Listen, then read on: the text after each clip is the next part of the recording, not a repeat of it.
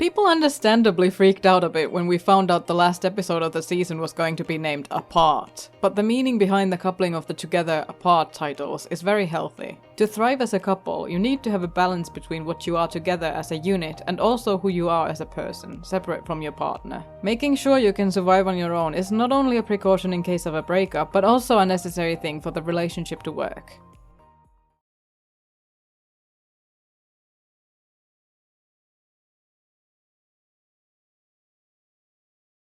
Ooh, big question.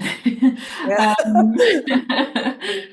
With Nick and Charlie, I think they are beginning to understand that love doesn't fix everything. They are in love, they love each other so much, but there are always going to be things that make life difficult, and sometimes just love isn't enough to make things all okay again.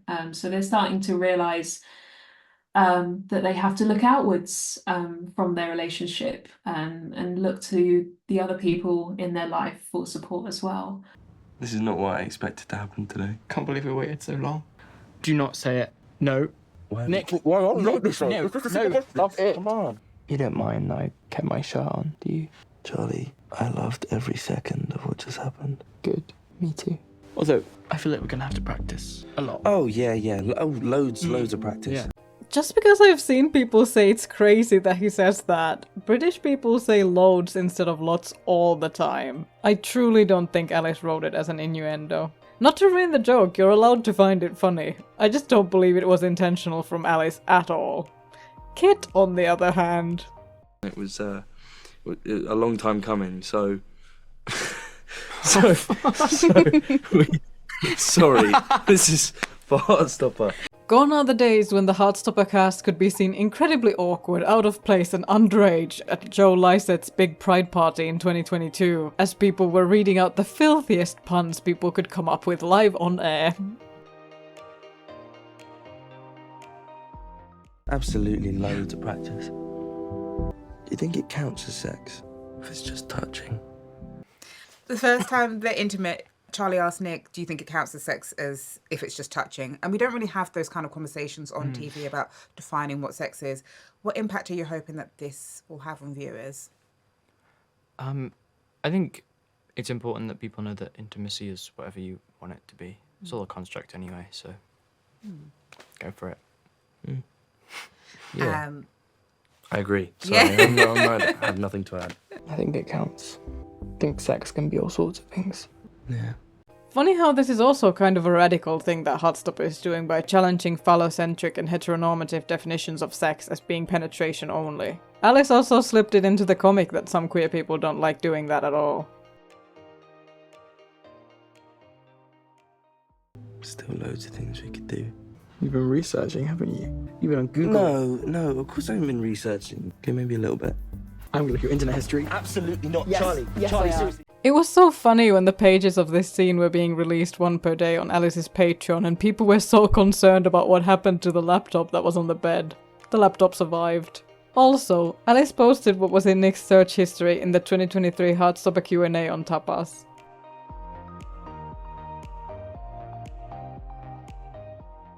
Charlie. You've been looking at unis. Yeah, me and the girls are going to go on a little road trip to visit some of them. Some of these are really far away. But my top choices are local. I've been kind of worried about being away from you. All your top choices are close by, right? And you're definitely getting, so I'll help you study.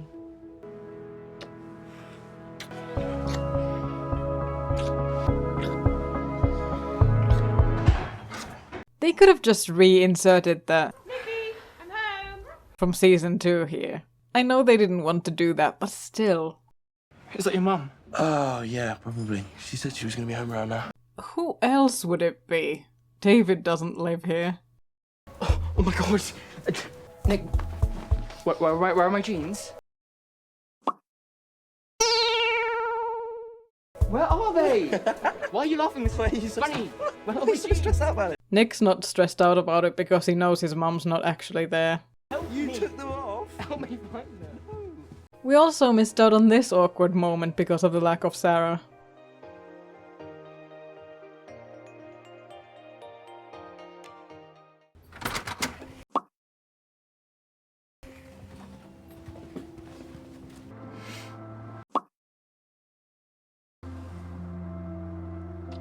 I love you. I love you. Hi. This scene is actually such a beautiful contrasting parallel to this scene from Volume 1 that we never got on the show.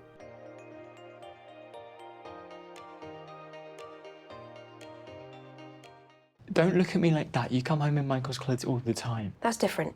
Quote from writer Alice Oseman.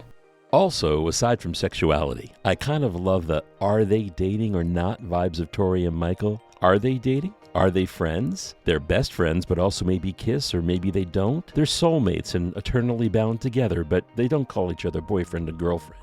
Or do they? What is going on there? I just enjoy the way they kind of baffle everyone around them. You can just tell me you're dating. It's kind of obvious. You don't know what you're talking about. You know, my first book, Solitaire, it is about this sort of interesting relationship between a boy and a girl that borders on romance towards the end, but then actually, is it romance or is it something else? You're not quite sure what the dynamic is. And at that time, I didn't know that I was asexual. But reading it back, it seems very clear to me that I was writing it from an asexual point of view. And when people are consuming stories that present sex and romance as vital, it's no wonder people don't know how to write stories without it. And yet I feel like some of the most interesting stories, at least to me, are when there are characters who have those relationships that lie outside of the norm, outside of allosexual, alloromantic norms. I find that fascinating. And that's what I've really leaned into with those two characters from my first book, Solitaire, Tori and Michael. Even though, but back when I wrote it, I probably would have said, yeah, you know, they'll get together eventually. But now I'm like, actually, isn't it way more interesting that they don't? And, you know, do they kiss or do they not? Like, are they friends? Are they a couple? Don't know. That's way more fun. That's way more interesting. So there's a lot of interesting stories yet to be written when we cast aside the need for there to be sex and romance. Charlie? Okay, you got this. Okay. All right. I'll leave you two to talk. I'm sorry I snapped. I'm always going to worry about you, Charlie. I can't help it. I'm your mum. But I know I can be overbearing. My mum was a bit like this too. She was never very nice to me. She was controlling and sometimes... What she meant to say there was violent. We got this brief flashback in the comic that sheds light on Jane's own trauma. Anyway, I swore I wouldn't become like her, but I think in some ways maybe I have. You're not like her. But I can be quick to anger and that's unfair on you. She wasn't even angry in this fight though, just frustrated. And again, before you call me a Jane apologist, she is also one of the most triggering aspects of this show. She is multifaceted. I know you worry about me, and I know that I've been ill, but I just want to live my life like a normal teenager. And sadly, for a lot of us, being a normal teenager includes clashing with your parents. And you're sensible, I know you are. But I also think that boyfriend sleepovers are a really big step emotionally. I would feel much less worried about you if you waited a few more weeks just till your GCSEs are over. Can that be our compromise? Okay, fine. Thank you, Charlie. This scene models some healthy conflict resolution between a parent and a child, and I think that's always a positive. Sometimes parents don't know how to navigate these conversations either. I'm sorry I got angry too. You don't have to be sorry. I know he's definitely washed his hands since, but this scene is a bit sullied for me by the knowledge of where they were only a little while ago.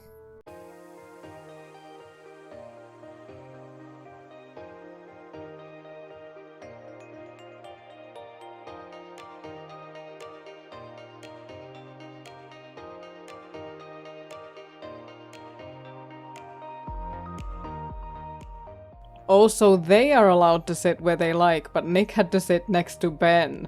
Also, I think that hair is below chin length, young man. Also, just to clarify, since I keep pointing that out, that is a stupid rule and I hate it. I just noticed that so many students are getting away with it when it was explicitly stated. What are you smiling about? It happened, didn't it?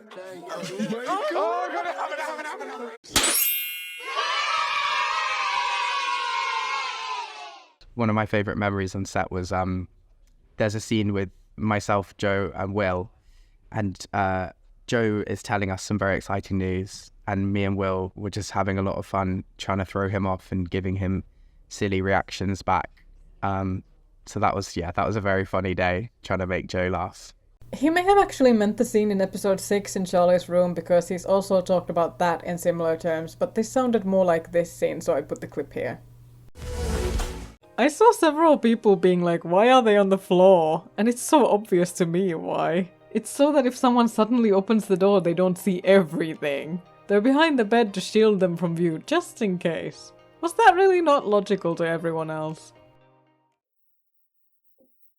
Can you give me a cheeky overview of season 3 of Heartstopper? Sex.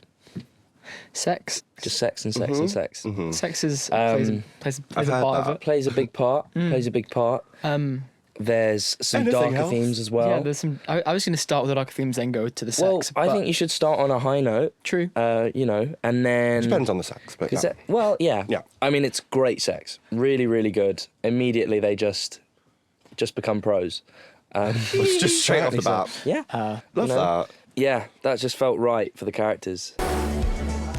Isaac is reading Hopeless Aromantic by Samantha Rendell when he's supposed to be studying, proving that whoever's in charge of their study hall is not subscribing to the same teaching and discipline principles as Mr. Farouk. This book is self-help, and while it's not very highly rated, I see why Isaac would pick it up at this point.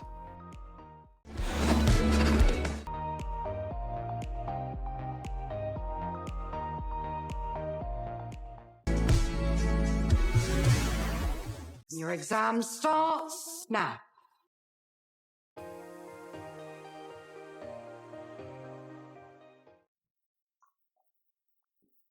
Yeah, I mean, it's like almost like a dance when you're choreographing something like that. It becomes very like clinical almost, and like the least sexy of anything ever. There's like nothing sexy about it, which is good because you're in a place of work and it's awkward, it's embarrassing a little bit, it's really vulnerable. So having someone who's there just to make you comfortable and make sure that you know what you're doing and making it look realistic and look good is good. Knowing there's someone there who will make sure you don't look like a is a very good thing. Yeah, I found just making light of it at times as well was quite fun. Not that anyone was there to kind of like, make it extra difficult for us or anything like that. Like, I think everyone on set was very supportive of it and trying to make sure that we felt comfortable. But yeah. Is that your mum? Yeah. Imogen, are you sure you've got enough stuff? Well, I had to reduce my skincare routine, so I had a whole other bag. I'm sorry, but nowadays you have to have like a 7-step skincare routine, so if I pack too much, then it's a patriarchy, not my fault. You'll definitely be back for the fete on Saturday. Our band starts at 4 p.m. I'll be there, don't worry. We'll drive up that morning. Bye. Bye. You all ready? Right, can someone take my bag?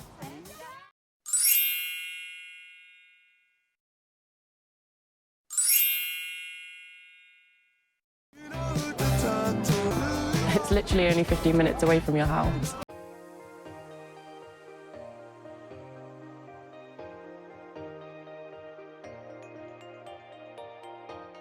Yep. They say University of Kent is 15 minutes away from Nick's house, but the location they show us Truham on the map on Nick's phone later is actually 34 minutes away. I'll come back to the map when we get to that scene. What are you guys thinking of studying? Art. Law or politics? International relations.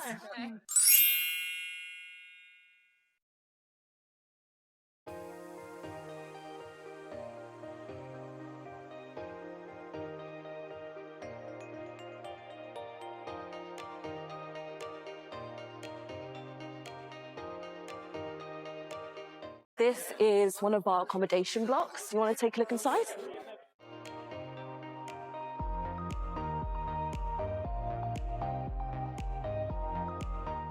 We all live pretty close by, so we'll probably just stay at home. This building is actually not University of Kent at all, but the Emily Wilding Davidson building of Royal Holloway, University of London. Kent University actually looks like this. Kind of awkward that everyone who knows any of the unis is going to know they're showing the wrong buildings. I don't want to stay in Truham. I want to go somewhere new. Oh, yeah, same. I don't want to go somewhere with a big queer scene. I think I want to go somewhere with a big queer scene. I think I want to go somewhere new. I want to leave True. Come with me. The brakes aren't working. Should I put some what? Squirrel. I need my people around me. What did you like about Kent? That's your top choice, isn't it? Yeah. Be nice to live at home. My mum won't be on her own and be close to Charlie. What about when Charlie goes to uni the next year? Yeah, if he leaves, then you'll still be apart. Yeah. Yeah, that's true. You don't mind sharing with me? Why would I mind? I don't know, girls and boys, sharing a room. Yeah, it's a bit silly though, isn't it? I mean, girls and boys can just be friends. Yeah. It's weird how I used to like you. Oh, weird. Okay. Oh, no, not weird. No, not weird. It'll sound bad if I say it. Oh, right. Well, now you have to say it, surely. I'm not sure I did like you like that. I think Imogen places so much value on, like, boyfriend relationships in that way. And I think actually where the value is in her life is in her friendships with, like, Nick. And I think in season 3 we really begin to see that for her as well. Okay. I think I kind of felt pressure to have a boyfriend because I was a cool girl, and that's what cool girls do. And I think I liked having attention from boys. It made me feel important and like I was doing life right. Quote from writer Alice Oseman. When brainstorming ideas for Imogen's queer journey, it was the story that made the most sense in our minds. She's a girl who seemingly had a lot of crushes on boys, but they've all been very surface level and tied tightly with her self-image and her social status at school. She clearly has wanted a boyfriend because that's the cool thing to do. And so, wouldn't it be interesting if that's actually not what she's wanted at all? As an Arrow Ace person, I relate a lot to growing up thinking that you want one thing, but actually discovering that you don't want it at all. And you only wanted it in the first place because society told you to, and all of the pain and confusion that comes along with that. I don't think I liked Ben either, or my year 10 boyfriend. I don't think I've ever liked a boy, when I really think of it. Sorry, that probably makes no sense. This is kind of a rare and honest depiction of compulsive heterosexuality, comphet. That is the idea that sometimes queer people are so socialized to be straight and behave in ways that are expected of them that they don't even realize their queerness until maybe later on in life. This is especially common in women who are even more susceptible to messaging that encourages marriage to a man as an important life goal. I get it. Who even am I?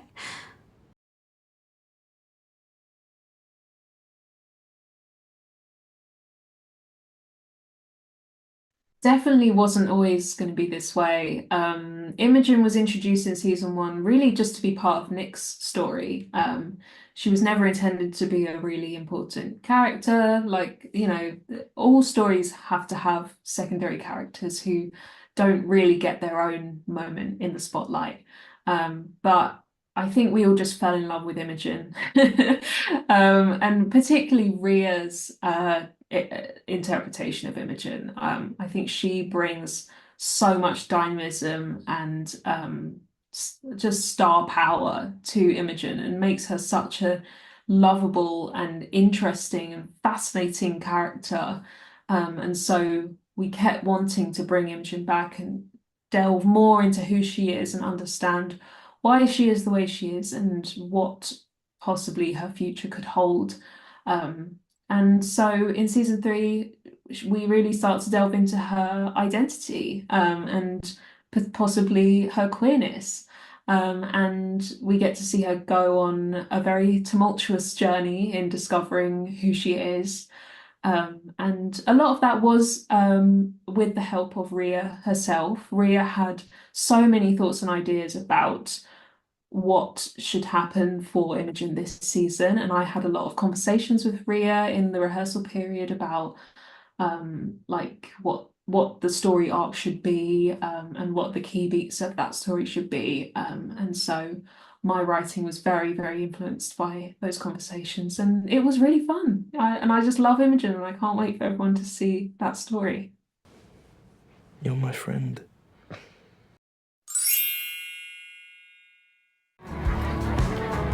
Because doing an actual road trip just to film short scenes at all these different universities would be inconvenient, some locations closer to London were used as stand-ins.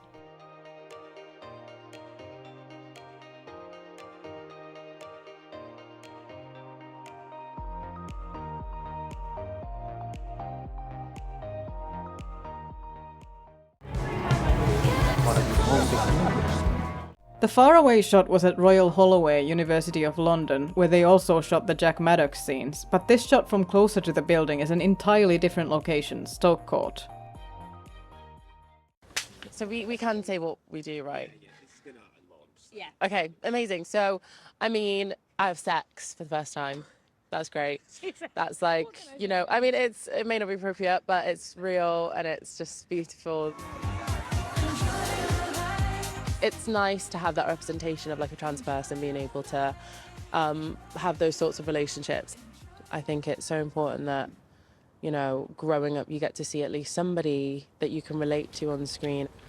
The way Heartstopper is very casual about its representation. It's very, we're here, it's normal, it's human, it's not shocking, it's not brave, it's not inspirational. It's just really human and really natural.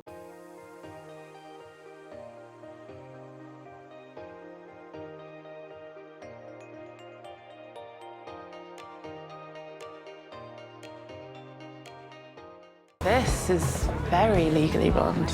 Another moment where Alice is making references to a movie from 2001 and making me feel very aware of how close we are in age, and how I'm also worried sometimes that I'm using really old memes and references in these videos and being very millennial core about a Gen Z show.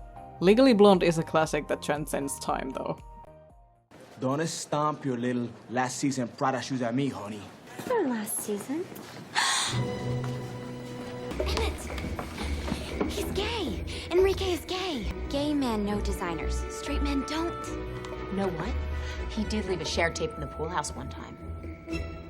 So what do you think? I think I kind of hate it. Yeah.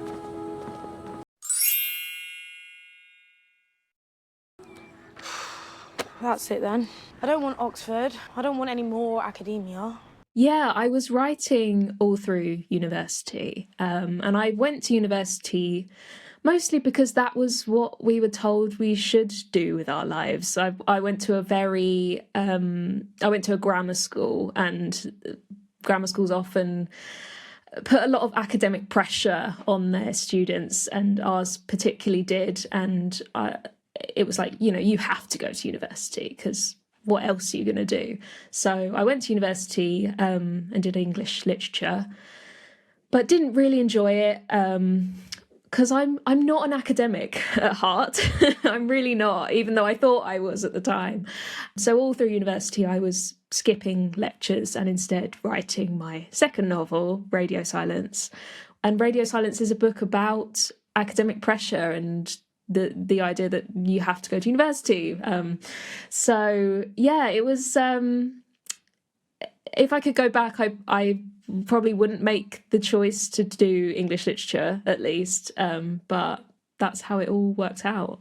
I have no idea what I'm going to do with my life. A gap year is always an option. That's Darcy's plan. Have you ever thought about a gap year? I think I want the uni experience, meeting new people and uni sports, societies. I have no idea what I'd do with a year off. I'm sure you and Charlie would think of a few things. Elle? What? Tal mentioned you two have been keeping each other entertained. Elle! Nicholas, tell us everything right now. You don't have to. No, he absolutely does. Everything. No! This is so embarrassing. It's a rite of passage.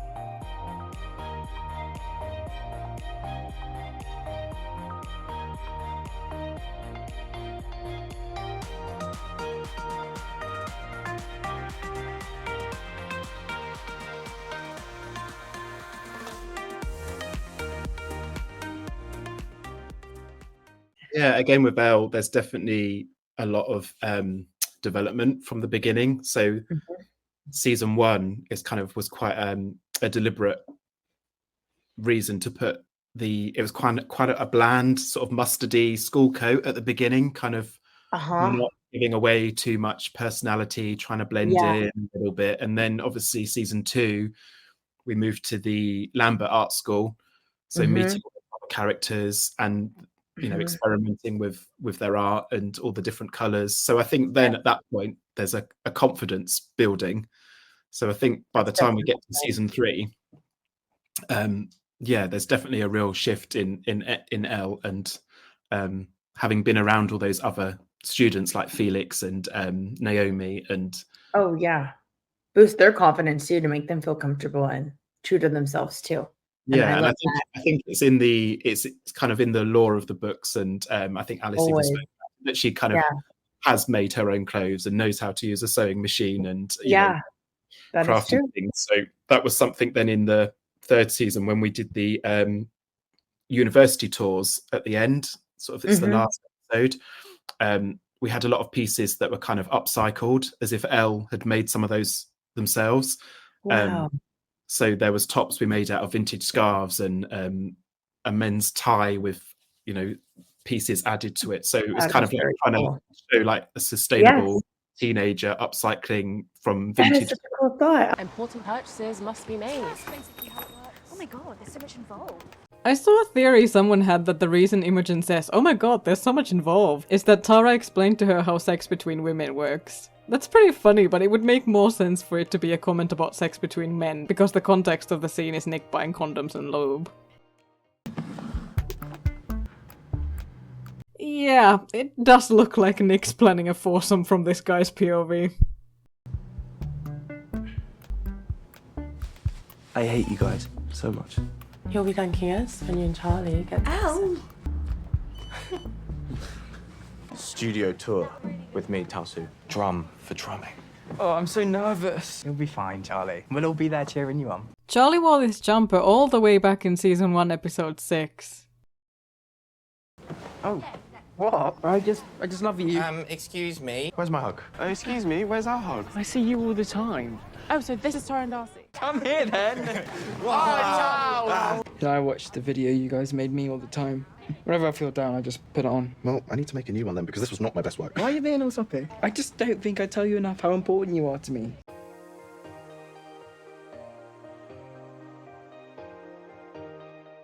Guys, we have a band practice. Can we? What's this song even about, Sahar? That's personal. I thought it was about Imogen. You don't need to keep talking about us like we're star-crossed lovers. That's composer Adieska Chase on the keys. The bassist is uncredited, but her Instagram handle is @MelodySalady. The bass player in the comic was Alina Boksh, who appeared on Instagram before. Alina Boksh is a member of Sahar's band in Heartstopper Volume 5. Her profile picture is an Adobe stock photo. The main cast has their Season 3 profile pictures on Instagram now, so I don't know if she will be appearing in Season 3. I also love how this is clearly a completely different band from what was supposed to be Sahar's band in Season 2, Episode 8.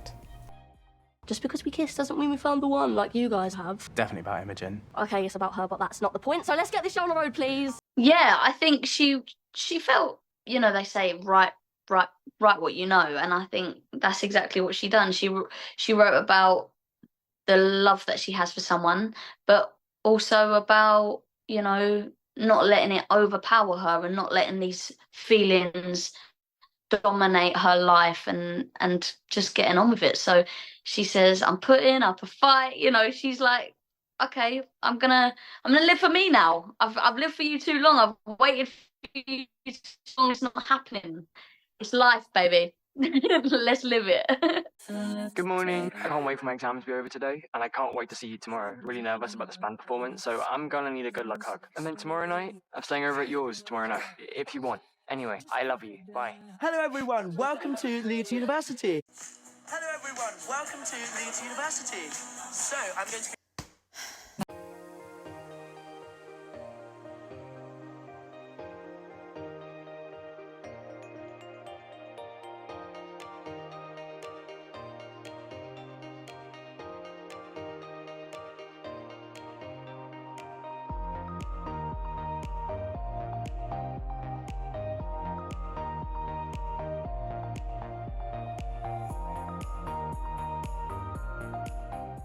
Apparently they used Brunel University of London as a stand-in for filming, which makes sense because Leeds is far away from London, and Truham, which wouldn't be very far from London. Alice used the real universities for reference in the comic, though.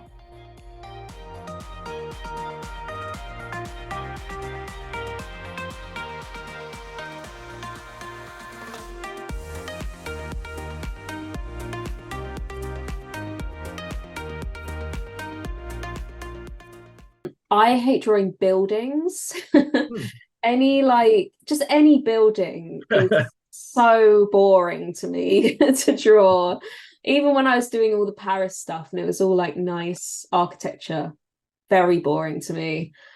So, I'm going to be your tour guide today. My name is Will. Will, the Leeds Uni tour guide, is played by Elliot Douglas. What are you thinking of studying? Maybe sports science or psychology. I haven't really decided yet.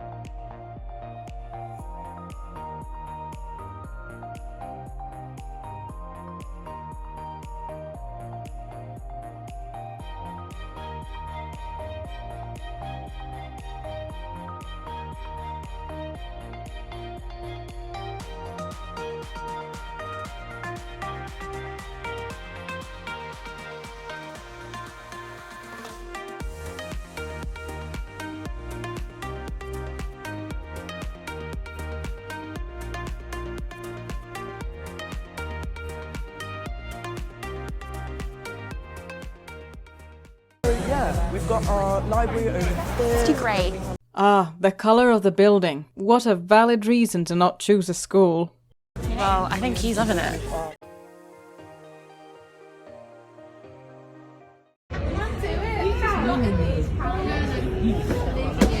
What are you doing? Oh.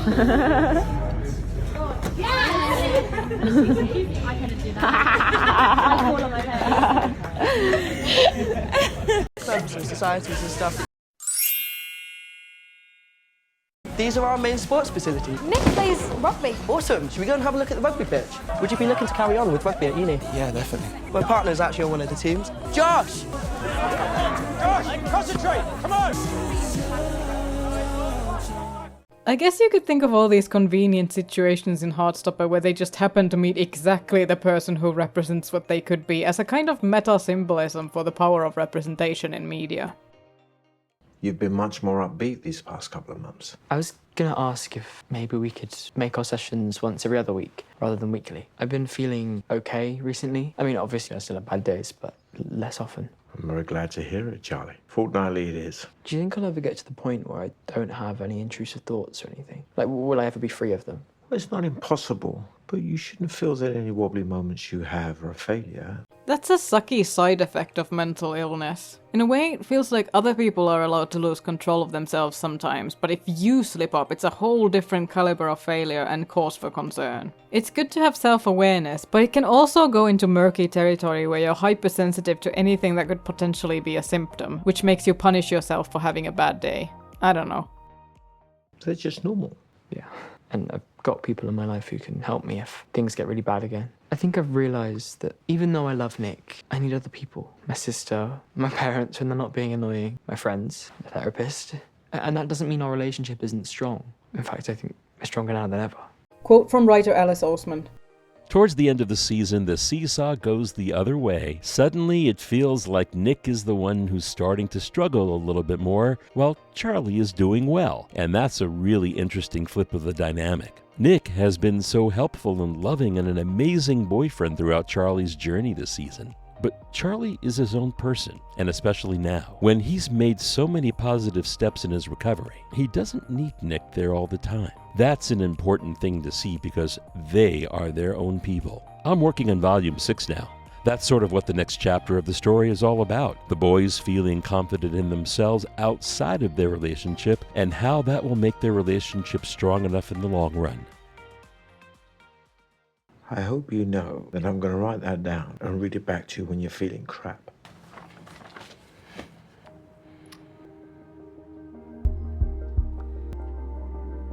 So we've known Truham is a fictional town in Kent, but it was never revealed where exactly it was before this moment. In the comic version of this, it's conveniently cut off.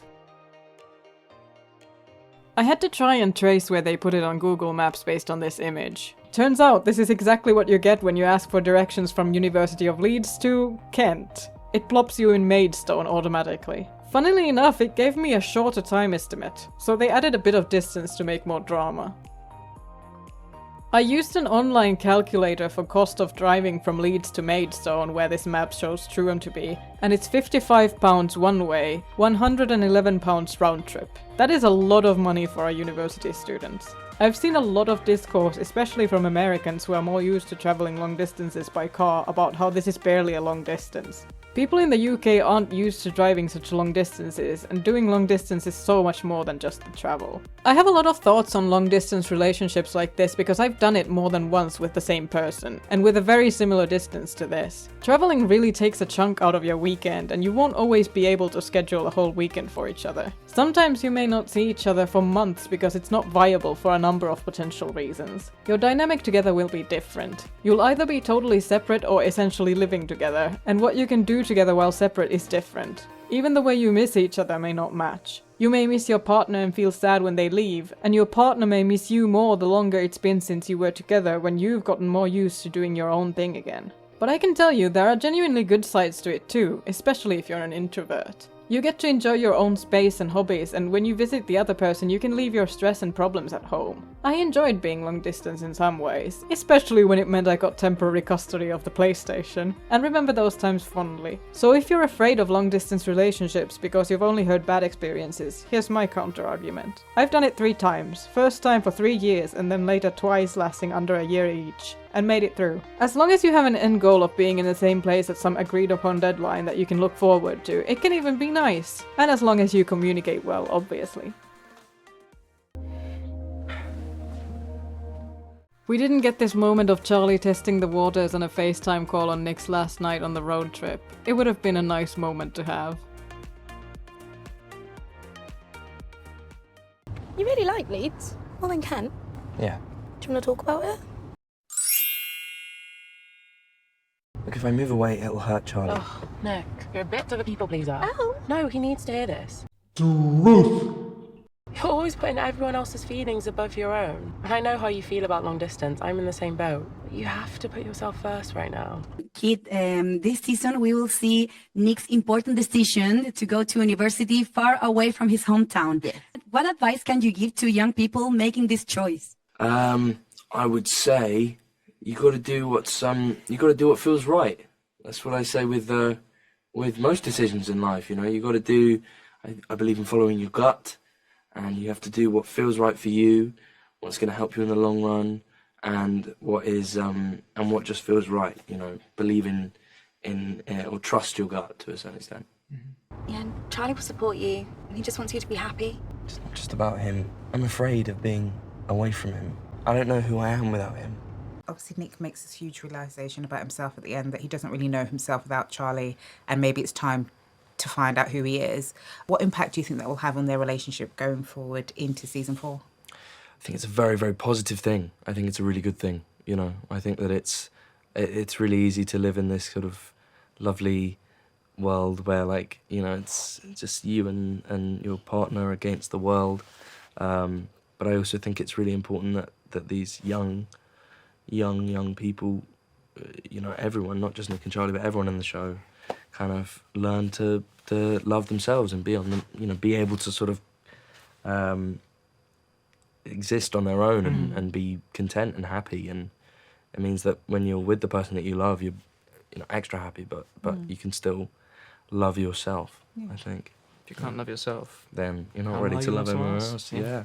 I don't personally agree with that sentiment. People with low self-esteem are still capable of loving other people. If you can't love yourself, how in the hell are you gonna love somebody else? Maybe it's time to find out. You're at my house, but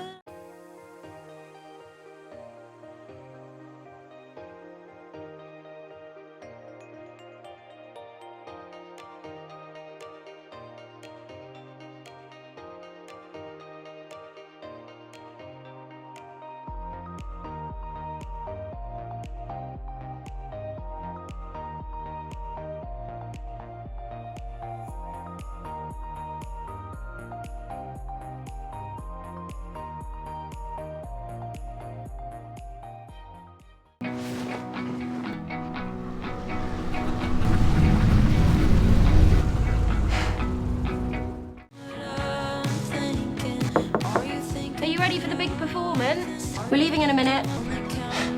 I'm ready. A little bit more about Charlie too is I think, in the beginning of the seasons, it's a lot of long sleeves. And then you do see a couple t-shirts in season 3. And I really wanted to emphasize, the last episode where he is wearing, a pink t-shirt and it's like red and it's very tight. And obviously Nick is amazed by it. You look so good. I think that's a huge significant moment of Charlie's growth and evolution of himself feeling confident. It was something we'd had discussions about, and I know there's images in the books of that moment, and but the strength was it being between a jumper and a t-shirt, like rather than it being like a really strong design t-shirt or anything like that, not to take away from that moment. But we actually went for a t-shirt that he'd worn in season 2 in Paris, but he'd only ever worn it with something over the top of it. So it was kind of like an empowering moment for him. Wow. That we see him with this same t-shirt on, but it's the first time anyone's ever seen him publicly, Wow. with it without a shirt on over the top. So it was kind of, regaining that moment and power. Wow. Ever since we got the first photos from set of this outfit, many fans were not impressed by what Charlie was wearing. In the comic, Charlie wears extra ripped black jeans and a dark cropped t-shirt, showcasing his new rock and roll confidence. Many felt that the outfit they went with in the show was really bland and boring in comparison. I'm pretty sure this page of the comic had not been drawn yet when the costume was chosen, so they went in very different directions. How do you stay updated on current trends? I think for me, it's more about character, really. So I kind of come at everything from a character point of view. So I look at, like in the script, and then the references from the books on this, and then you go out and sort of hit the shops, really, and then sort of see what kind of fits. And then, you are kind of checking in on brands that seem right for those age groups, demographics. So yeah, a lot of online or kind of even fashion kind of Instagram posts and accounts. And I think a real mixture, really. That's great.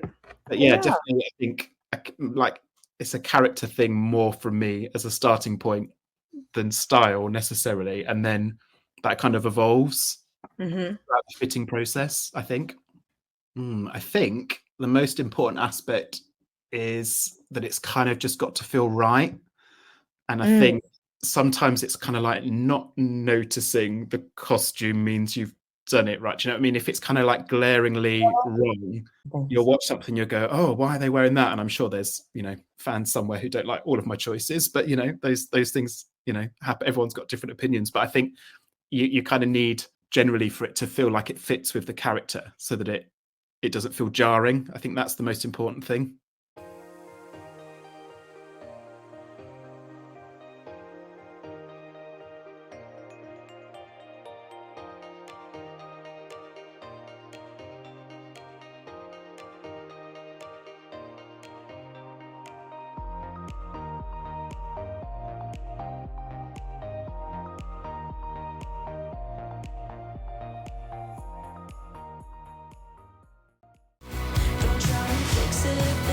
That version is so cool. It's so cool. It got buttons.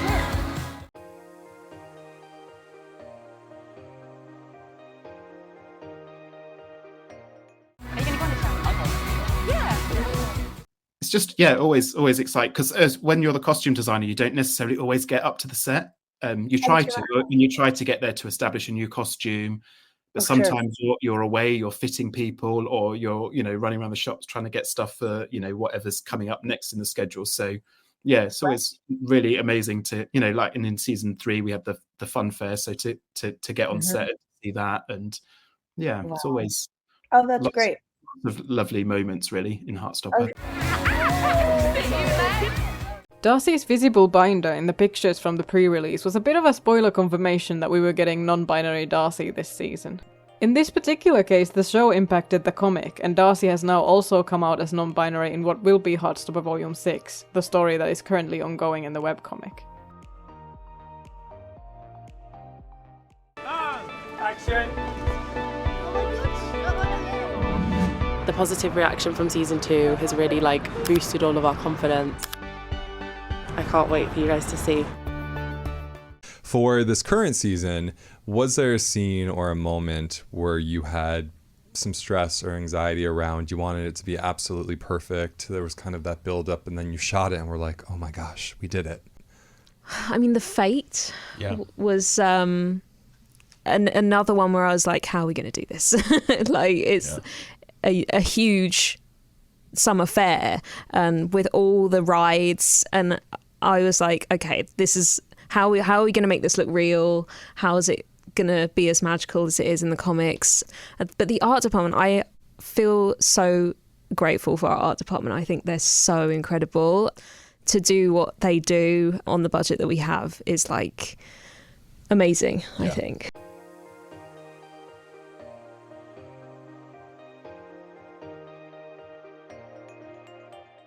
The others better hurry up if they want to make the concert on time. You're just missing out. 4 days is like 40 years in Tower Owl time.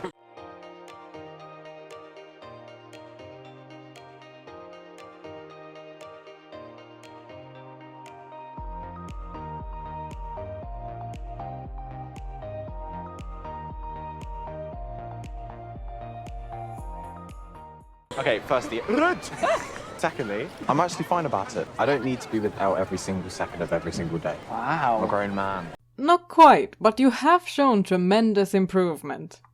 Cheers to that. Oh. Charles. It's funny how this is the only time Charlie is ever called Charles in the show. He's even called Charlie on all the official papers.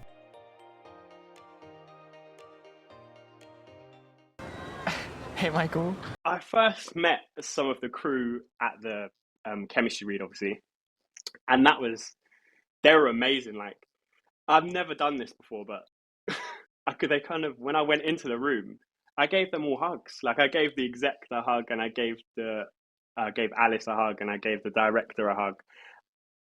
And just to be able to have the freedom to do that felt kind of strange, but really nice. That's the room the environment they'd set up.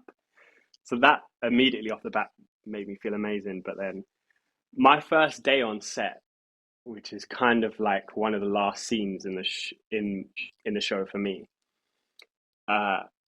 it was so surreal because I'd spent like a month watching these guys, like, doing my homework and like figuring out where Michael slots into the story, you know, and admiring them all so much because they're all incredible, you know, and they were just all sat right there, and I was like, oh my god, you know, like it was a bit scary, but immediately they just made me feel so welcome.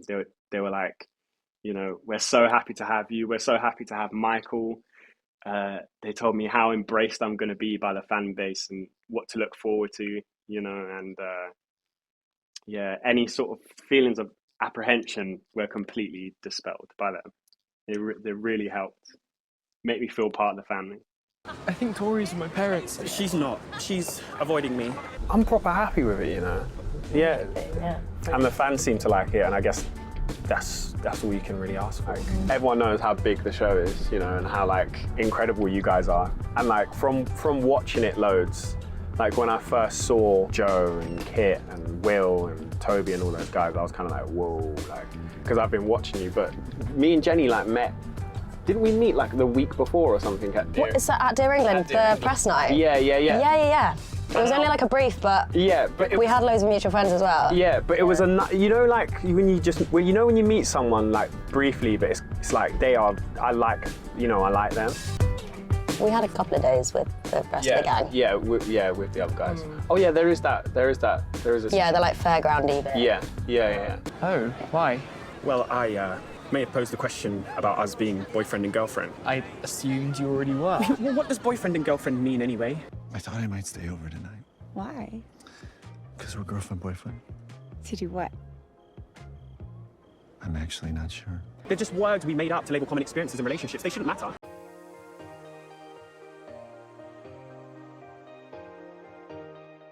I mean, I don't care what society thinks about our relationship as long as we're both happy. If she doesn't want to label it, I literally don't care. I just figured we should have a conversation about it, but now... I wish I hadn't said anything. Do you want me to go and find her? Quote from DOP Simona Shushna. At the peak of Charlie's recovery, when he starts to feel confident, in a way like he's starting over, I felt that the anamorphic lenses were a good choice for the scenes at the summer fair. They added a lot more texture to the image. We were once again playing with color within the set design like we did in Season 2 for the prom. Karis Beard created this beautiful summer fair set, and I wanted it to feel visually exciting. We were also lighting a day concert scene. Charlie's a drummer, and in this moment he gains the confidence to perform in front of an audience, and also truly to embrace himself.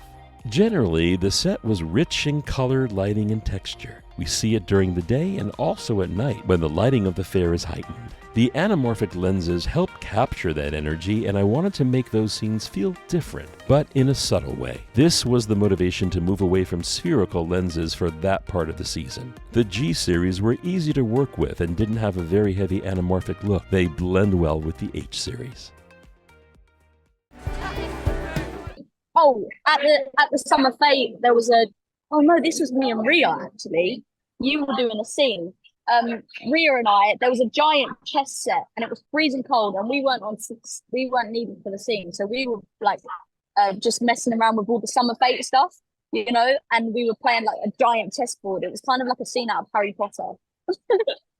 It was so awesome. We filmed a few weeks. It was maybe like our third or fourth week, and they had transformed the whole school field into like this great carnival, and I was with me and Karina and I think Rhea as well. One of the days we were going around when we weren't on set, and we were just like playing with the carnival stuff. We were taking glasses and taking pictures in the photo booth, and they had like this giant chess set, and we were like recreating that scene from Harry Potter because I think that was trending at the time. You know that TikTok where they're like, oh, it's you that has to go on. I know it. The Ron scene and the chess scene. So we were like recreating that. It was just awesome. It was like we were actually at a summer fete.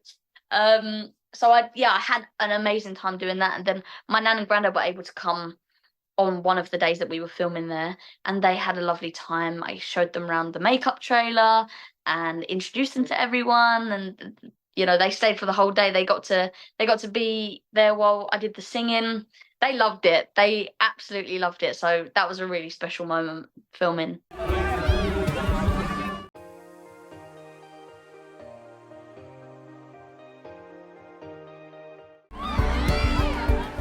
Makeup artist Sasha Fisher posted this when they were filming season 3, which prompted some people to theorize that maybe we would be getting a Pride episode. Of course, now we know it was for the summer fete.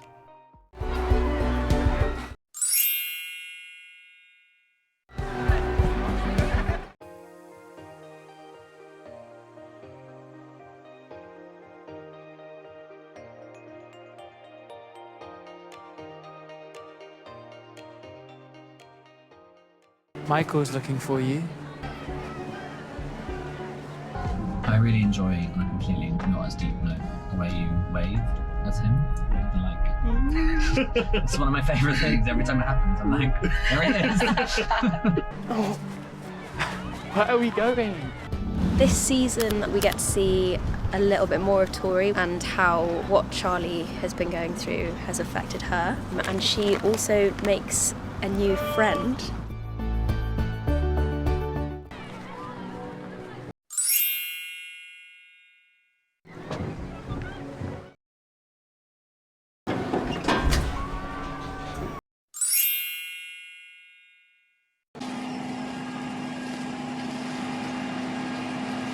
So you don't want to be Michael's girlfriend?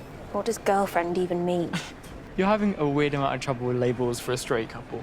We're not a couple. So this scene is Tori's coming out in the comic. She replies to that saying neither of them are straight, as Michael's pansexual and Tori's asexual. Quote from writer Alice Oseman when asked why the Ferris wheel scene was changed.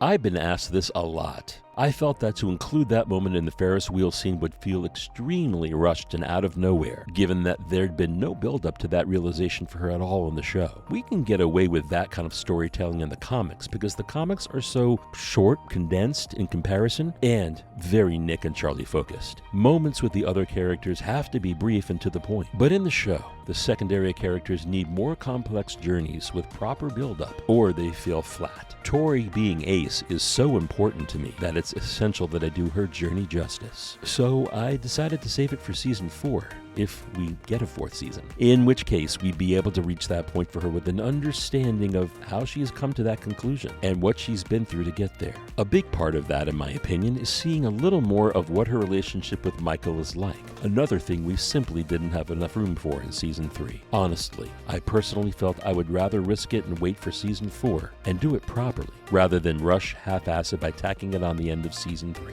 I also felt that Tori's journey throughout season 3 was primarily focused on her relationship with Charlie. I wanted that scene to exist as a conclusion to that element of the story and not to distract from that, because Tori and Charlie's sibling relationship is also extremely important to me, and important to the story and origin of the story. I think what I would say is that scene can definitely still exist in a new form at a later point in the story, where it will make more sense, feel more realistic, and have a greater emotional impact. I expect I'll draw from the original comic scene heavily, dialogue-wise, if when I get there in the show. Saying all that, I totally understand that people were disappointed, and I don't blame judge anyone for that. And so I always just wish we had more of Tori because I love her so much and she is my first. She almost goes out of her way to explain that she doesn't feel physically attracted to him, and yet she has this really deep bond and love for him. And I think I unintentionally wrote her that way because of my own sexuality, and that I just didn't, obviously at the time I had no idea what that was. So obviously now I have more knowledge and I wanted to explore that part of Tori in Heartstopper. Heartstopper is kind of the perfect place to do that. As for bringing it to the screen, I don't know how much we can. I don't know how much we can say. I think what I will say is, let me do the spoiling. It's fine. I will probably talk about this more when we get closer to the release of season 3. But I've decided to expand that aspect of Tori's character, and in doing so, I think I'm saving a lot of it for a potential season 4, because I think potential.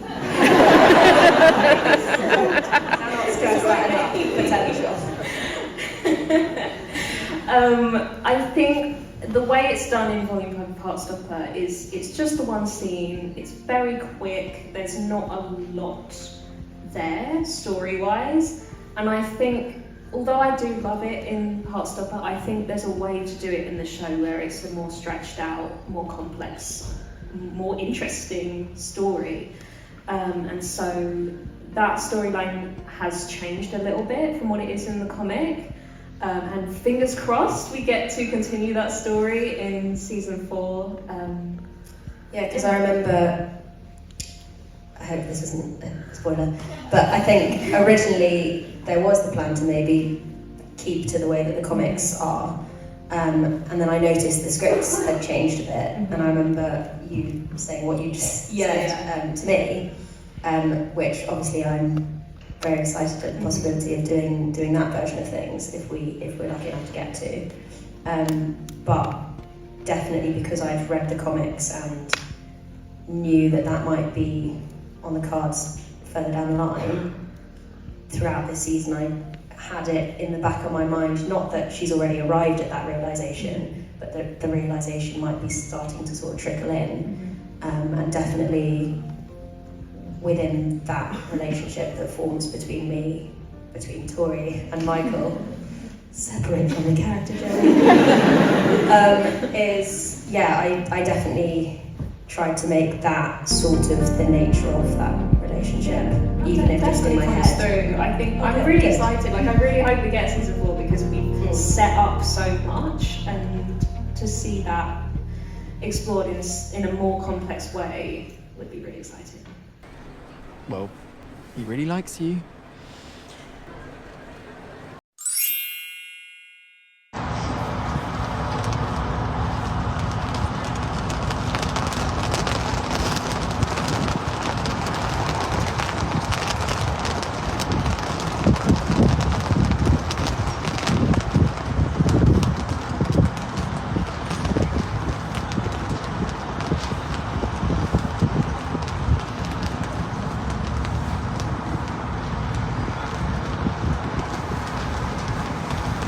the summer fete in season 3, there was a lot of crane work, particularly around the Ferris wheel when Charlie and Tori are in the seats together.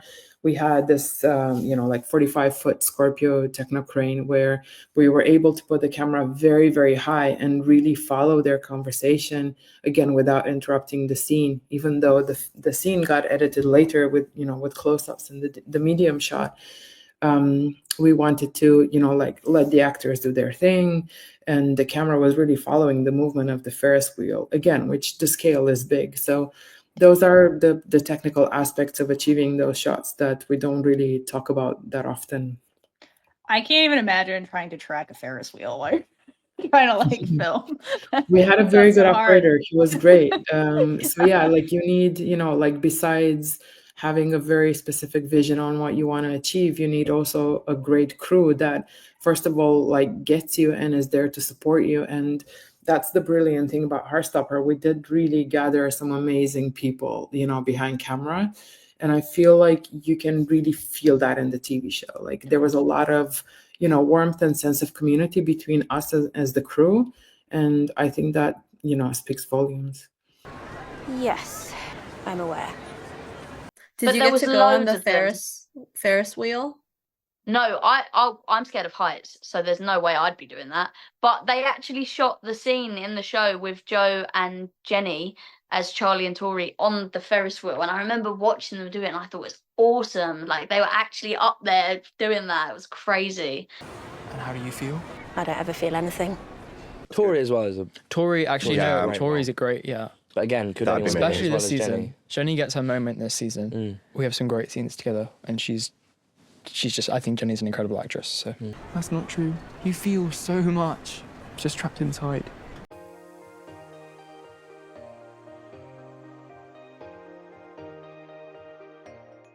I understand what that's like. Don't use your Jeff crap on me. You're nothing like me. Joe Locke and Jenny Walser discuss the Ferris wheel scene and the love the siblings have for each other. Jenny. Throughout the season, I think he really does understand how deep it runs. The lovely thing is, she then begins to understand that he also feels that way about her. She's shouldered all this. I wouldn't call it a burden by loving him so much at all, but I think she doesn't necessarily feel capable of being loved, and she hasn't ever imagined that would be something he would feel back. Towards the end of the season, when he vocalizes that to her, it's a really touching moment. There's a very memorable scene on a Ferris wheel. Joe. That's a really gorgeous scene. That's my favorite scene in the show. I was really emotional when we filmed that, when I read it as well. Jenny. Also, they rigged up the camera on the actual carriage and then sent us off on our own to do the scene. Joe. We just kept going round and round. Jenny. And so we were just acting together on our own without anyone really around us. No people behind the cameras were just on us. It was pretty special and kind of cool. Joe. It was cold, but nice. Jenny. My fringe doesn't look the same in any two shots because the wind was having its way with me. Alice said in the comments of the Season 3 announcement post on Tumblr at Chronic Introvert that she felt very guilty about how freezing it was on the Summer Fate filming days and everyone had to be in short sleeves. They didn't do night shoots though, just 2 days about 11 AM to 10 PM. It's a bit bloody cold. It's a bit cold. I wish I was like you. You're hopeful. You try. Have you not been doing anything but trying to help me for the last year? Whether you want to be Michael's girlfriend or not, it doesn't matter. You have so much love to give. You don't have to give it all to me. The character's journey that I've enjoyed watching this season is Tori's. I think, and the new character Michael, who's played by Dara, their little dynamic and their story and their journey together is a lovely one this season. So I really like that. But watching Jenny really go through Tori's journey this season was really lovely to watch. Well, I wanted to. I'd do it all again. I know, but I'm okay now, Tori. Yeah, I'll still have bad days, but I'm okay. How do I turn? Oh my god, this is so much higher than I thought. I'm scared.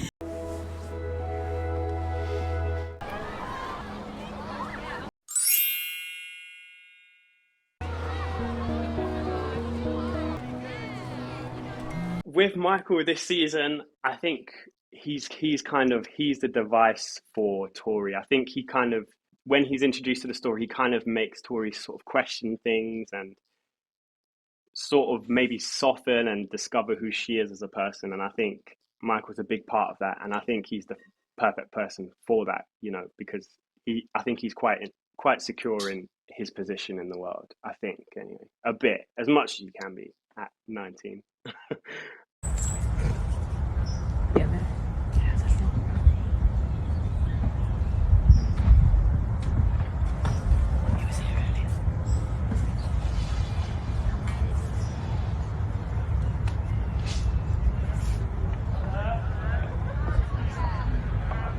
It's funny now in hindsight that back when the unauthorized filming footage was going around, people were speculating if this was a glimpse of Michael based on this teeny tiny image. Of course, people did quickly figure out it was Dara and leak the casting info online.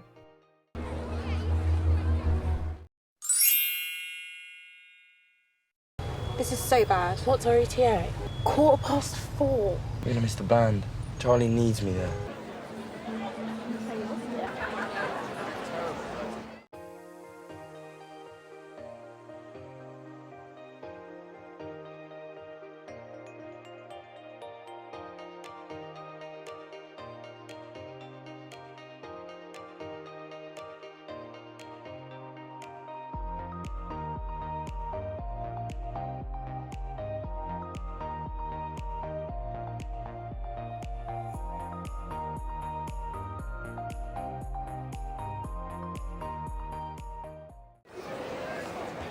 Yeah, and Charlie's played by Joe Locke. Was Joe excited to wear some different colors too? Did he have any comments on the outfit choices? I think Joe, he just likes being warm, Joe. We filmed so many Being seasons. cold and like being in the rain, and kissing I scenes are know. always miserable. We filmed so many summer scenes in winter, and Really? you know, Oh my gosh. and British winters aren't great. So I think any opportunity for layers and you know, I knitwear. think this is really the concert scene, like the final episode where Charlie's in that t-shirt. If you look closely, there's goosebumps. So was it cold during that scene at the fair? Probably, he was probably cold, but I think that was kind of for us. I think that was actually fairly early on, because I remember Art Department had quite a massive, you know, job to set that funfair up. So I vaguely remember that being not right at the end of winter. So hopefully it wasn't too horrible.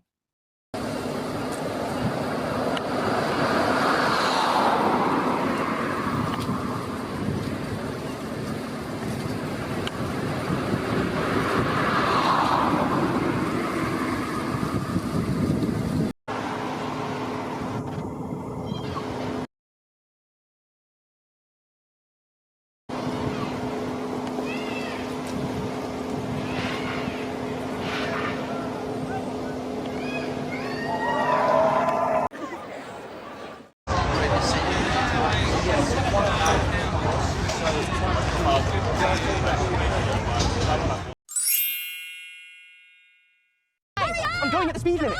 I'm shouting.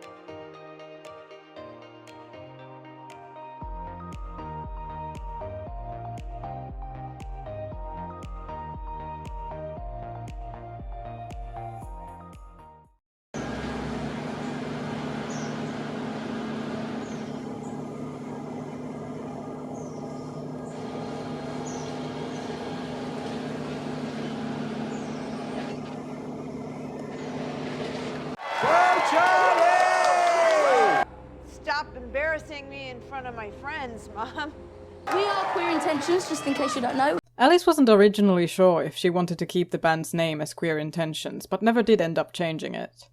I'm going to sing a few songs for you today. Am I right in thinking you also sang in the most recent series of Heartstopper as well? I did. I did. Amazing. Well, they kind of sprung it on me. They called me. It was Brett. Brett used to be our first assistant director, and then he took on a producer role. So I got a phone call from Brett just before we started filming, I think. I can't remember now.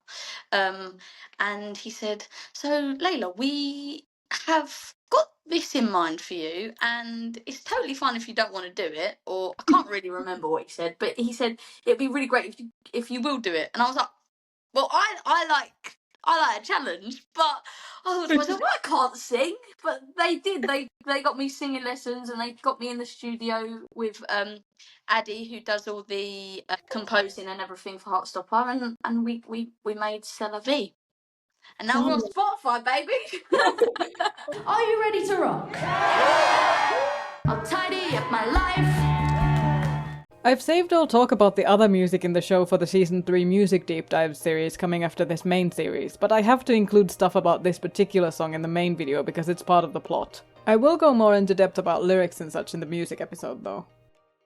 My favourite scene to film was something really cool and fun and exciting that Sahar got to do. Ooh, I know what you're talking about. Yeah, but no spoilers, because I don't want to get in trouble.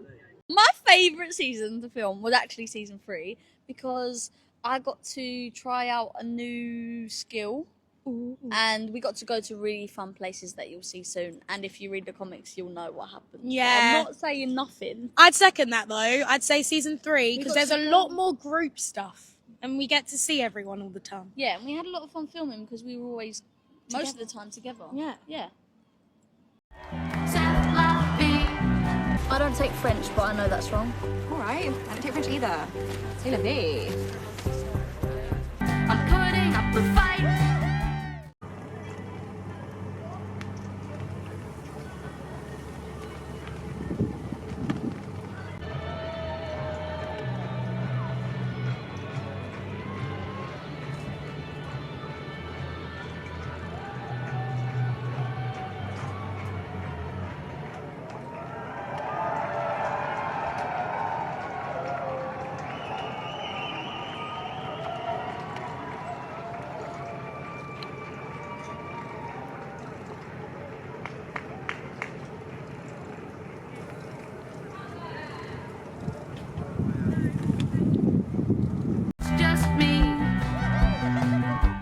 Yes, you will see Charlie and Sahar rocking out in the band. For the summer fate scenes, it was really easy because everyone was on set. So when we were doing that, everyone kind of rolls up. You know, we had all the supporting artists and our cast, and we had like the crew. So it just felt like a good place to be anyway. It actually felt like we were at summer fate. So that's how I was kind of able to get into that moment, jam out. I don't even care. Are there any musical moments in season 3 of Heartstopper? See how I tried to bring it back? Yeah, professional. Is there any musical moments? I mean, there's lots of music and there is. Ooh. Oh yeah, yeah, there is. The Fates. It's Sahar. Yeah, Yes, Sahar is a keen musician. Layla sings a whole song. Yeah, She sounds great. Yeah. Mhm. I was like joking, but And Joe is actually drumming on it. No, I mean you're not actually drumming on it, but your I character could is. do the drums. I didn't have to get a double for that bit. Can you actually play the drums? I can play 3 beats that I learnt 3 years ago when we got the job. I think we're probably not the most musical out of the group. No. Being close and being clever ain't like being true. I think Will and Rhea and Karina are probably like the top musicians. Strong. So if you formed a Heartstopper choir, you'd be in it, but you might not get a solo. No, we wouldn't get a solo. Absolutely not. But in time, nothing's gonna harm. Seriously, nobody knew Joe could sing like that before Sweeney Todd. Not even his agent. Baffling. And then costume is always fun because our costume team are great. We love them. Adam, our costume designer, is a legend, and he always hooks us up with the greatest clothes. I remember having a conversation before we started filming this season with Adam. He called me and he said, you know, what's the look for Sahara's season? And I kind of said to him, like, Billie Eilish vibes, but more Heartstopper. So I don't want to say too much because I don't want to get in trouble. But you know, like how Billie Eilish wears like those basketball shorts and those really baggy clothes. That's the idea I had for her. And I said to Adam, like, let's go Billie Eilish, but obviously put a Heartstopper twist on it. And he was like, yes, let's do it. And I think That's so Alice good. liked the idea too. So yeah.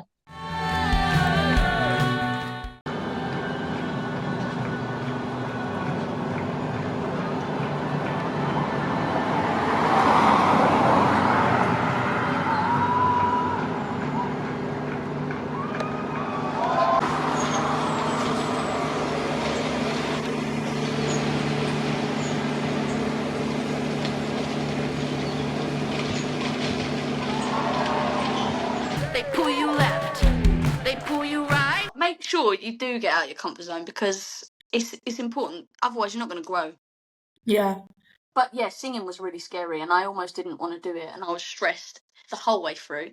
And then I did the song, we recorded it, and then it come to filming it on stage, and that was even scarier. I was like, oh. But again, after about 10 minutes, you're fine. Yeah. You just get on with it. Yeah.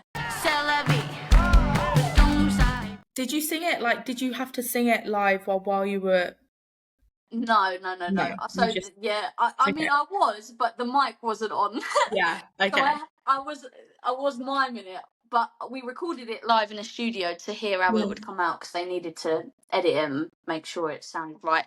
And then I had to learn the guitar chords for it, which was fine because I had the same guitar teacher from season 2 to season 3. So Steve had my back. And yeah, and then I had the mic, so I was just miming it. But I was singing it, and just luckily you can't hear that version because that was awful.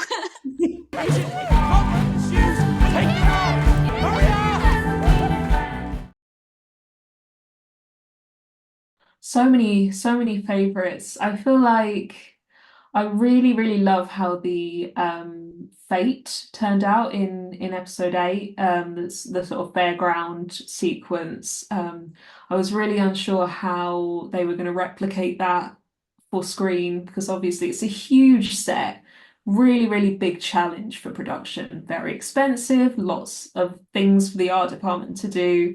But they did such a beautiful job and the scenes just look so stunning. That and getting to walk out and see that was like incredible. And as we were filming, the sun was kind of setting and we were moving into the nighttime scenes and all the lights were everywhere and it was just so beautiful to see. And that's one of the moments where I really felt that like the magic of filmmaking. We all still live under the same house. Except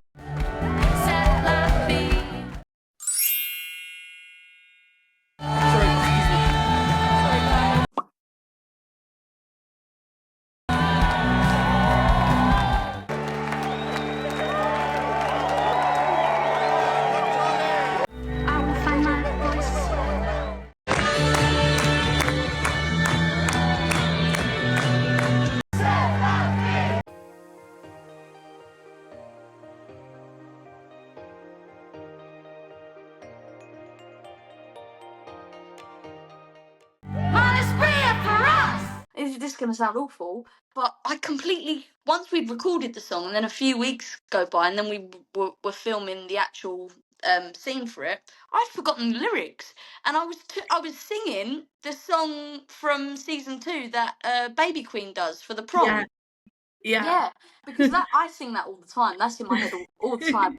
I think Karina will hear it like in a restaurant or something. She'll send me a video. Look, the song's on, and we'll sing that. And I was like, how can I not remember the words of the song that I sang?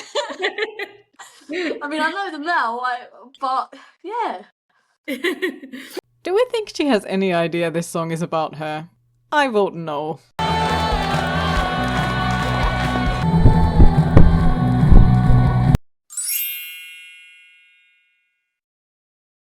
The question was about the costuming, how involved you are, and specifically about Elle and Darcy's outfits, which are great.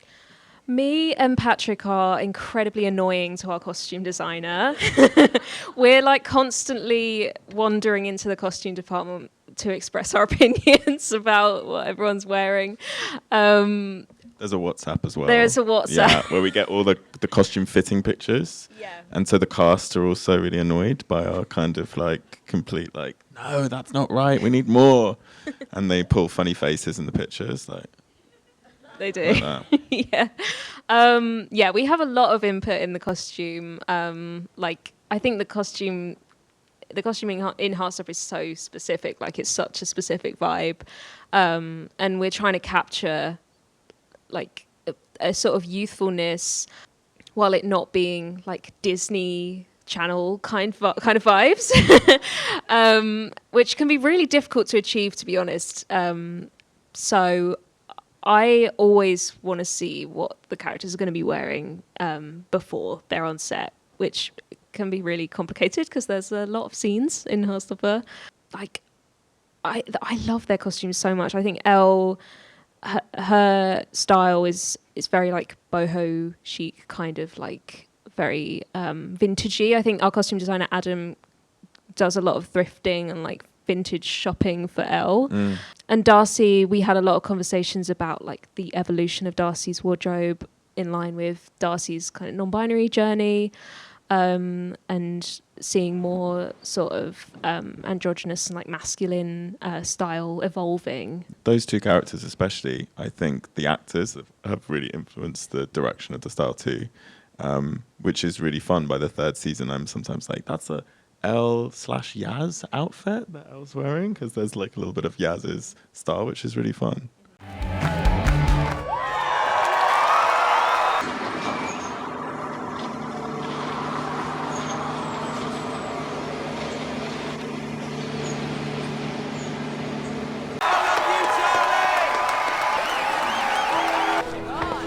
You did it! You're amazing! I'm sorry I wasn't there before you went on. It's okay. I was okay. You look so good right now.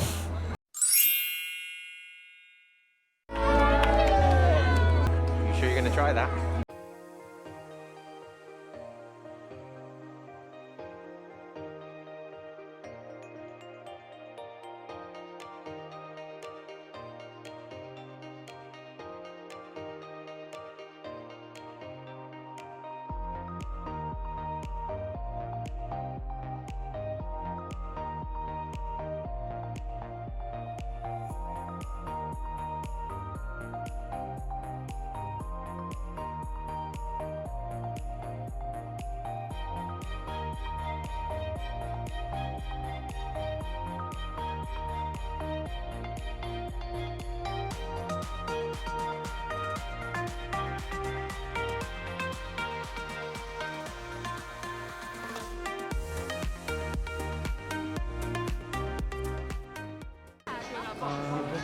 He's fine. I know. And we've got a free house. Oh, I see. It's only There will be no hanky-panky in this house. when it's not you. Also, does that mean Tori is allowed to stay at Michael's now? Are you ready?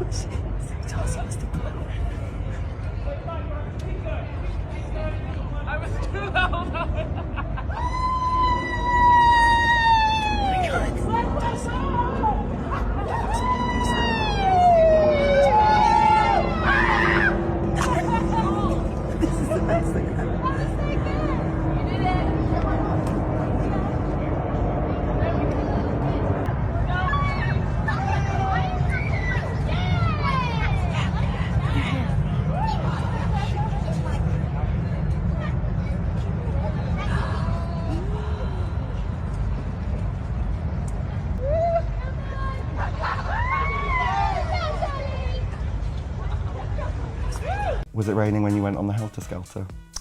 It was. It had rained just before. Yes, yeah, so they had to wipe it down, I think. So it was wet, so we've been really fast. It was really fun. We actually snuck on the Helter Skelter at lunch. No, we didn't. No, we didn't. You can't say that. We didn't sneak on the Helter Skelter. We swore that we would never... We didn't do that, actually. No, we didn't. Especially in case our producers ask us, we really didn't do that. The insurance people ask. It's fine. Well, I'm actually here because I'm taking over as the executive producer. Okay, So wonderful. I'm now in charge, so it's fine. I'll allow that on a lunch break. Happy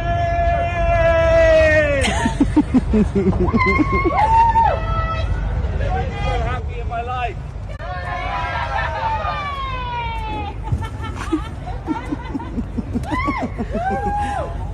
It sounded really different.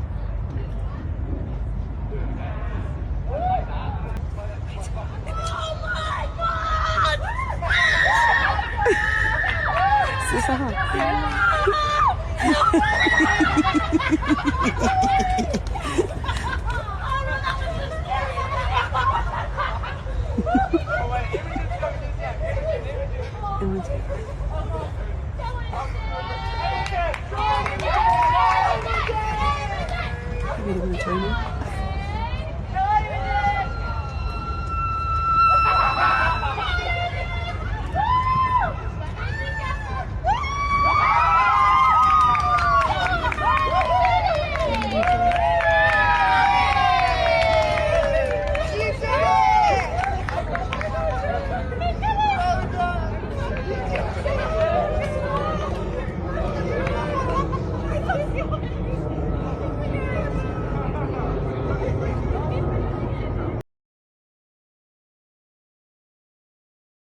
I really liked filming towards the end at the fun fair. We had a really good day. The set was gorgeous. We went down the Helter Skelter, and that I think was so much fun. We took turns going around the Helter Skelter, and we filmed it. But mostly I was just excited to go on the slide. Listen, Chloe, I've got a box full of stuff that I've kept. We'll get to it later, but I brought my nan and granddad to set one time. It was the summer fete time, and while I was showing them around, I was like, can I keep this? But there's duck games at the fetes and fairs and stuff. You have a fishing rope and you have to try and catch a duck. I got a little tiny keyring one, and my granddad still has it on his car keys, which is really sweet. So I have loads of props. Yeah. I think I loved the fair scene in season 3. I think that was a really fun few days of filming. Because everyone was on set. It was just, it was really nice. No.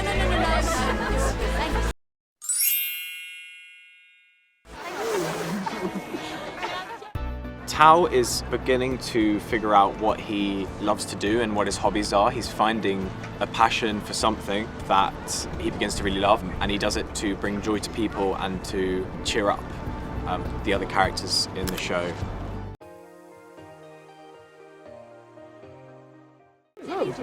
No, give me that. The book's a band now. Honestly, I think they should do that more. By this point, I think we can safely say that Isaac has a problem. How are you complaining that your friends are not paying enough attention to you when you're always reading, which means your brain physically cannot be paying attention to them? I'm just saying this lightheartedly though, it's a TV show. Isaac was reading I'll Give You the Sun by Jandy Nelson. Heh Nelson. According to Alice, this is a YA classic they just had to get in there. Here's Alice's Goodreads review of the book. Pause to read. I've been thinking about going to art school in Europe.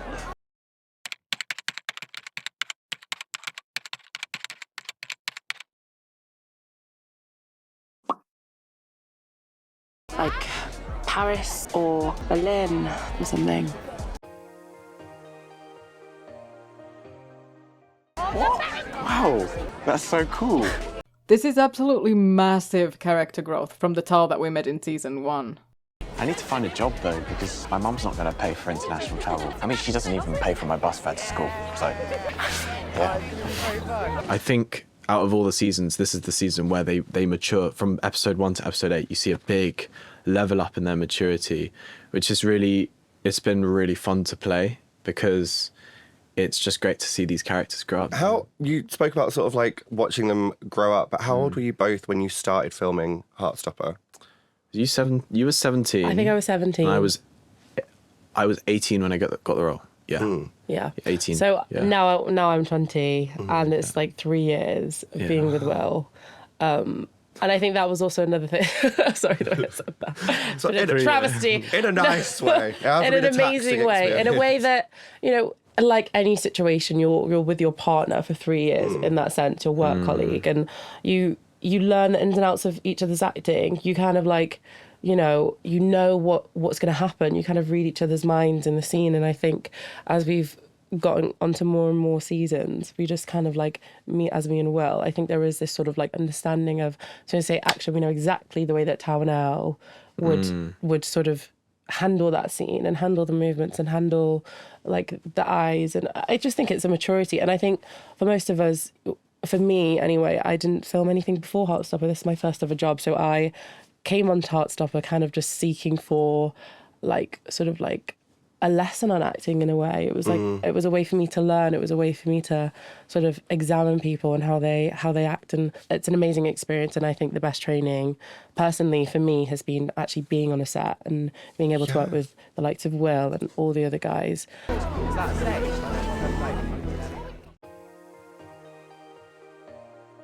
Seesaw Films' head of marketing, Sam Jolie, brought cookies for everyone on set.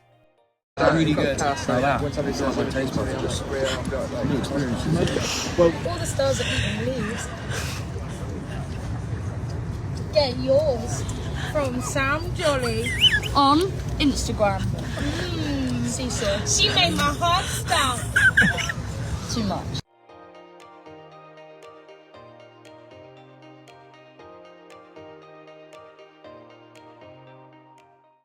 Bye. Bye. You go. I guess that answers where Tori's going to be spending the night then. So are they dating or? I'm not really sure. Both Toby and Jenny have confirmed that this knowing look Isaac gives Tori was very much intentional and scripted. It's specifically there to hint about Isaac recognizing something in Tori. I mean, both of our characters are asexual, which is a nice thing that they connect on at the end of the 3rd season.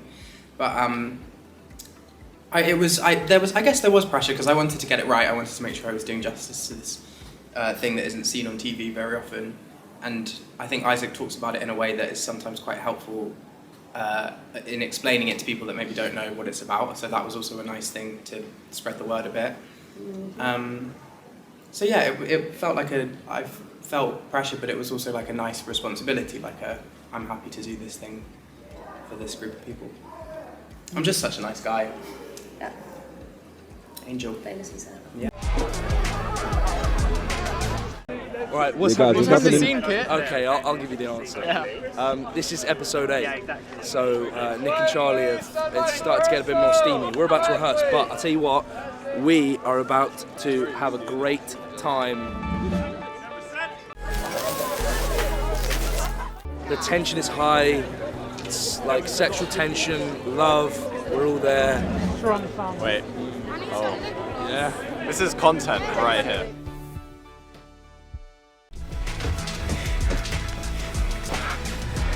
Wait, let me help.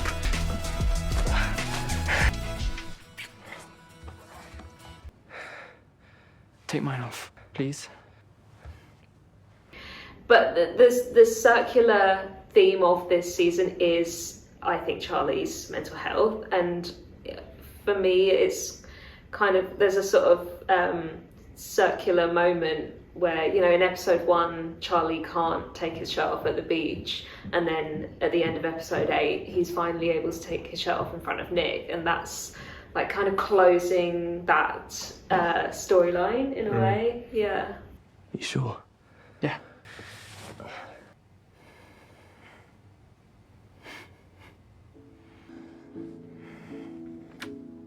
I love you, and you are so fucking hot.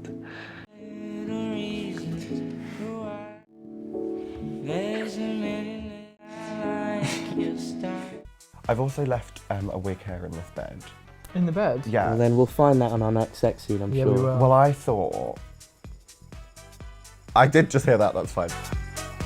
Listen, I heard it was like more grown up, but I am taken aback. Where's the youth? Where's the innocence? I mean, Episode 8 actually starts with pretty much. Wild.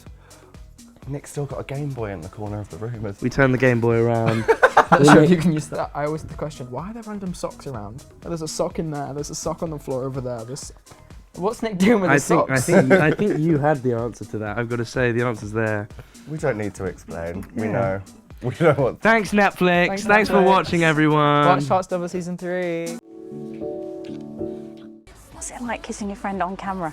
When you're sort of shooting for like 7.5 hours, as we did last time, which was a slightly steamier scene, it is like, this is absolutely absurd. So like, weird. Why? Like, what is my job? Yeah. But you know, it is what it is. What it is. We love it. We love it, don't we, Joe?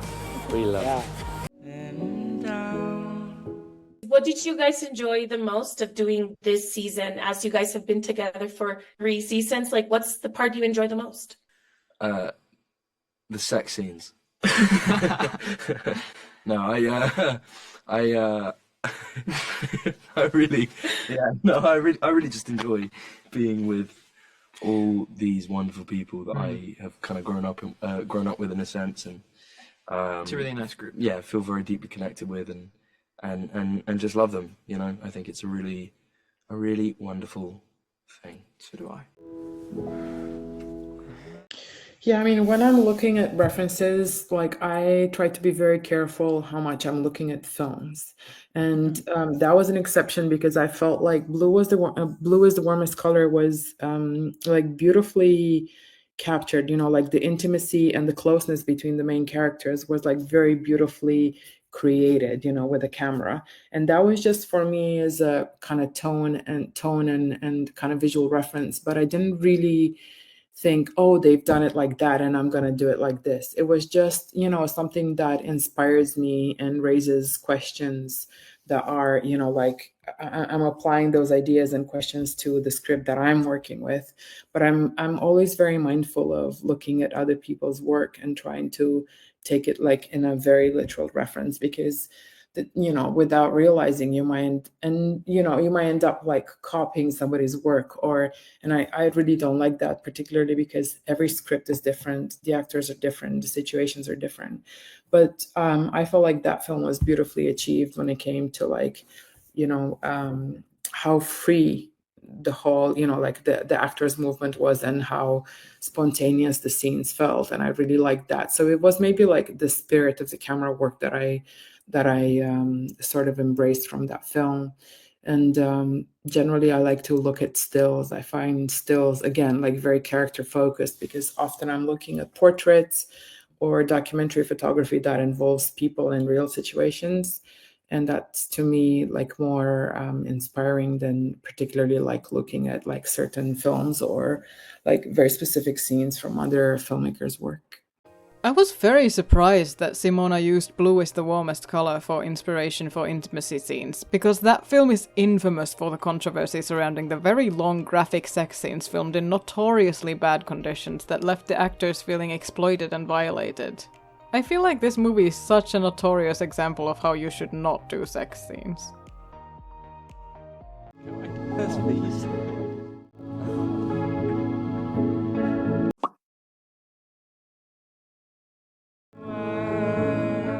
And we did talk a lot about the intimacy scenes because we wanted them to feel authentic and honest.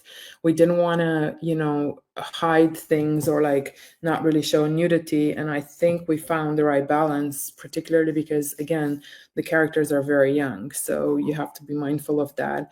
But also, you know, for us, the focus between Charlie and Nick particularly was about the love between them. And not only, you know, like the romantic love, the friendship between them. And I think that really guided us. So when it came to, you know, like capturing that, for us, it was the closeness with the camera that really told that story. You know, like I even mentioned before, we were like very close, sometimes even filming with 2 cameras. And, you know, that's not something that we talk much about, but there was this sort of like unspoken trust between all of us that was really interesting to have, you know, between us with actors, between myself and the director. And I think generally the actors felt very comfortable when it came to filming the intimacy scenes. Like with us, but also between each other. And it was just important to, like make sure that we kind of captured that trust and like feeling okay in each other's presence. And it was, like the handheld camera, just maintaining that sort of emotion with the handheld camera. Sometimes a static camera might just feel a bit too rigid in those moments. So handheld was very important, working with longer focal lengths at times to maybe like pinpoint specific moments in their intimacy scenes. But otherwise, we also used wider lenses, like very close to their faces or very close to their hands, or, like using shoulders in the foreground, trying to create a sense of depth, but also like a sense of a journey, because there's not only, like there's more to the intimacy scenes than the actual intimacy. Is also the trust that they build, between each other. So just sort of like witnessing that with the camera and, kind of capturing snippets of their conversations. And yeah, that was, again, like interesting to do with, being close with the camera to them.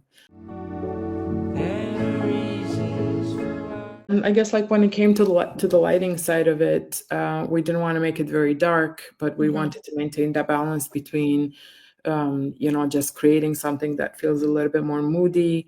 And, when it came to the T-stop, we were just shooting quite shallow, so the backgrounds were quite out of focus. And the idea behind that was to really kind of capture the gentleness between them, so the image feels soft and inviting. So that was the approach throughout the intimacy scenes, really. If I try to write them down. Heartstopper Volume 5 ends after this scene, with Nick and Charlie having an honest conversation about Nick wanting to go to Leeds University. Quote from writer Alice Oseman on why that ending scene was omitted. It felt weird to end the season on such a downer, not only because we don't know yet if we'll get to continue the story in Season 4, but also just because it was such a melancholy moment to end a really joyful final sequence. That's pretty much all there was to that decision, just felt wrong. Quote from Kit Connor. I think it really works so much better for the TV show. It's such a nice, emotional end to the season. I'm really glad that it ended up that way. Quote from Joe Locke. It really shows the progress that Charlie and Nick have made as a couple and individuals. The characters are growing up, but they've not finished growing up yet. Quote from writer Alice Oseman when asked if they ever considered having more than 8 episodes. 'Twas a fleeting dream, but I didn't have enough time to write more episodes, and we didn't have enough money to shoot more episodes. Maybe in another universe. And here are some extra things I had no idea where to put, including a clip for episode 4 from the Simona Sushna interview I found way too late when that episode was already done. What's currently happening? Hi! What is this? It's a rock. Hard rock. Wait, do! Yeah. Hey!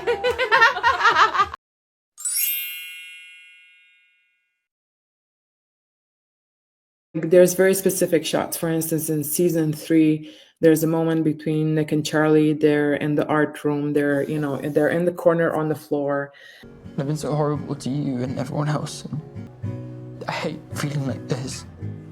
And that's such a tender moment, and a lot of vulnerability is there. So I suggested to Andrew that to Andy that we just don't break the shot. We just continually track towards them, again, just to build up that emotion, right?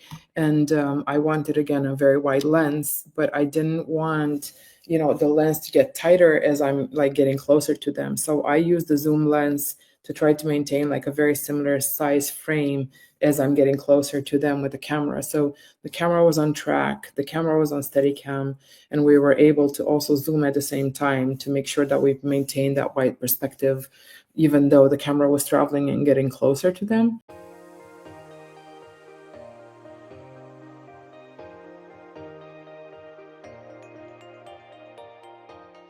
We've finally reached the end of the Season 3 Deep Dive series. This took me a long time to get done. In the meantime, YouTube had time to completely overhaul their copyright detection, which gave me lots of grief. Previously, I could trust that clips from the episodes that were under 7 seconds would pass the test, but now my videos were getting blocked worldwide even when I made sure all individual clips were under 3 seconds long. I am a bit annoyed in hindsight about how I ended up editing the first episodes, but at that point I hadn't figured out some more subtle tricks and I was panicking that I wouldn't be able to publish the videos at all. But we made it to the end. Of course, next up I have promised to do a series on the season 3 soundtrack, and that'll be a real challenge copyright-wise with all the music. I don't know when I'll start posting that series yet, because I haven't really had time to focus on editing it yet, with this main series taking so much time, but it shouldn't be too long. I hope you stick around and subscribe for that. Thank you all for your support and your lovely comments. Extra special thanks to the people on my Patreon. I love knowing that there are people who actually care about this project I've been dedicating a lot of my time to for 3 years now. I wouldn't have had the energy to keep this up for 3 seasons if it wasn't for your enthusiasm. Also, I must add, since someone might still be asking, yes, I am working on a deep dive for Heartstopper Forever, the movie that concludes the series. If you want to keep up with my research and get links to all sources for that as I collect them, I post everything on my Patreon on the $1 tier, including access to a Google Drive full of links, spreadsheets, and folders of photos I use for this project. So I hope to see you next time when we go over the whole season again and talk about music.